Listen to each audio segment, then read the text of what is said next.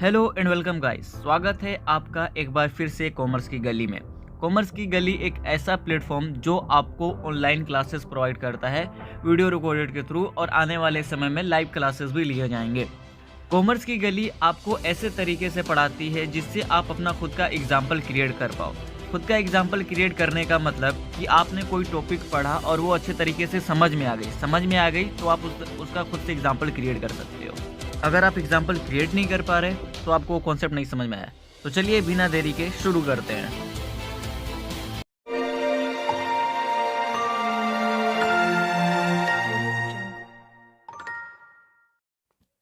तो गाइस, आज का जो टॉपिक हम डिस्कस करने वाले हैं वो है ऑब्जेक्टिव ऑफ मैनेजमेंट।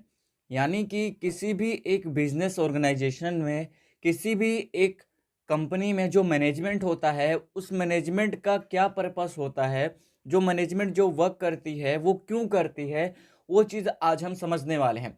तो दरअसल मैनेजमेंट के ऑब्जेक्टिव को 3 पार्ट में क्लासिफाइड किया गया है। वो है organisational objective, social objective and personal objective. ये तीनों पार्ट को हम बारी बारी से समझेंगे और जानेंगे कि ये क्या होता है। तो सबसे पहले डिस्कस करते हैं ऑर्गेनाइजेशनल ऑब्जेक्टिव। ऑर्गेनाइजेशनल ऑब्जेक्टिव यानी कि किसी भी बिजनेस ऑर्गेनाइजेशन में, किसी भी कंपनी में जितने भी रिसोर्सेज होते हैं, चाहे वो ह्यूमन रिसोर्सेज हों या फिर मटेरियल रिसोर्सेज हों, उन सब का मैक्सिमम यूटिलाइजेशन करके अपने इकोनॉमिक्स गोल को पूरा करना। ठीक है, अपने इकोनॉमिक्स गोल को पूरा करना। तो जो ऑर्गेनाइजेशनल ऑब्जेक्टिव होता है उसमें 3 चीज़ें सबसे इंपॉर्टेंट आती हैं। कौन कौन सी चीज़ें? Survival, profit and growth. Survival, profit, growth क्या होता है? इसको हम एसपीजी फॉर्मूला भी बोल सकते हैं। Survival, profit, growth. सर्वाइवल क्या होता है कि कोई भी बिजनेस ऑर्गेनाइजेशन लंबे समय तक वर्क करे, काम करे। लंबे समय तक काम कैसे करेगी? जितना उसने कॉस्ट लगाया है किसी भी एक प्रोडक्ट को बनाने में, उसका कॉस्ट उसको सेल करने के बाद वापस आ जाए। अब ऐसा नहीं है कि मार्केट में उसकी डिमांड ही नहीं है जो चीज़ वो बनाई जा रही है। यानी कि बनाया 80 रुपए का, लेकिन अपने को 70 रुपए ही मिले, यानी तो 10 रुपए तो घर से जा रहा है। तो इसका क्या मतलब कि जितना कॉस्ट लगा बनाने में उतना कॉस्ट कम से कम आए, यानी कि हमारा जो रिवेन्यू है अपने कॉस्ट को कवर कर सके। राइट। तो जो बिजनेस का मैनेजमेंट होता है वो ये इंश्योर करता है कि हमारा ऑर्गेनाइजेशनल, हमारी कंपनी लंबे समय तक वर्क करे और ऐसा रिवेन्यू जनरेट करे कि हमारे कॉस्ट को कवर कर सके। यानी कि जो हमने 80 रुपये बनाया तो 80 रुपये अपने को कम से कम मिल ही जाए। दूसरा आता है प्रॉफिट। अब भाई, सर्वाइवल ही ज़रूरी नहीं है। कंपनी किस लिए बनाई गई? कि भैया अपना 80 रुपये में बनाया सामान को और 80 रुपये में बेच दिया। आप भी तो यही नहीं चाहोगे। आपने जो कंपनी इस्टेब्लिश की है, आपने क्या सोचा कि 80 रुपये का सामान बचा, 80 रुपये में बेच दिया? ऐसा नहीं होता है। अगर वो कंपनी सिर्फ सर्वाइवल कर रही है, प्रॉफिट जनरेट नहीं कर रही, तो कंपनी आगे जाके बंद हो जाएगी। कोई उसको कंपनी को नहीं चलाएगा, आप भी नहीं चलाओगे, क्योंकि आपको प्रॉफिट नहीं हो रहा है।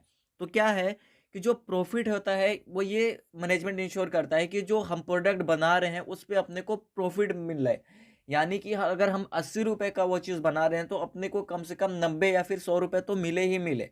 ठीक है, ये प्रॉफिट भी इंश्योर करता है।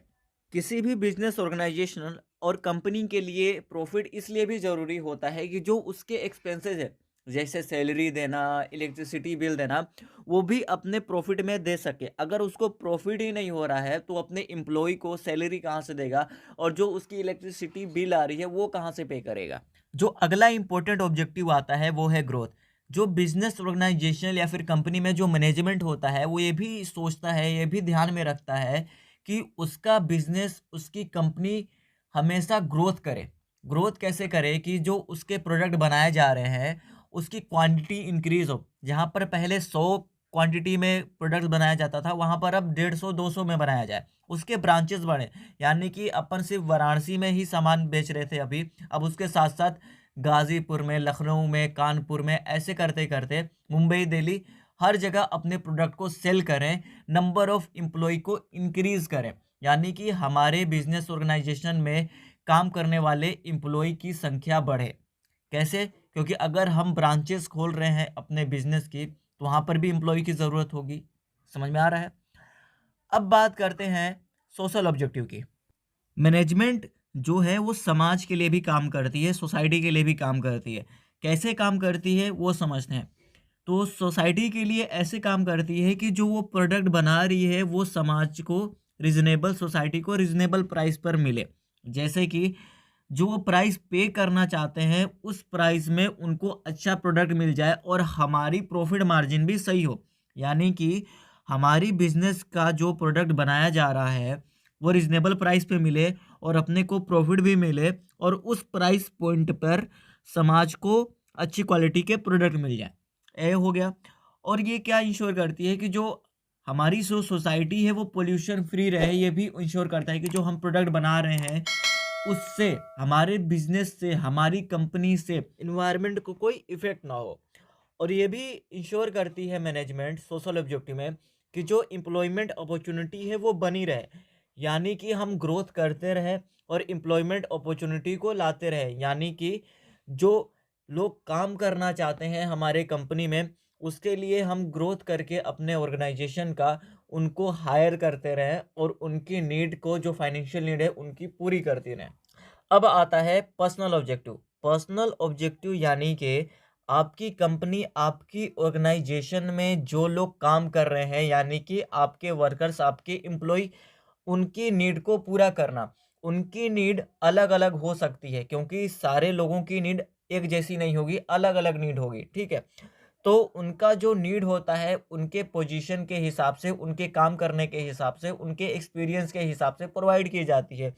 वो नीड क्या-क्या हो सकती है? तो जैसे फाइनेंशियल नीड में सैलरी आता है, इंसेंटिव्स आता है और ये भी आता है कि उनको समय-समय पर ऑर्गेनाइजेशन से, कंपनी से बोनस मिलता रहे, ठीक है? दूसरी नीड क्या हो सकती है किसी भी एम्प्लॉयी की कि उनको समाज में लोग पहचानें, समाज में लोग इज़्ज़त करें, ऑर्गेनाइजेशन, उनकी कंपनी में भी सब लोग पहचानें, उनकी इज़्ज़त करें, यानी कि उनका मान-सम्मान हो, ठीक है?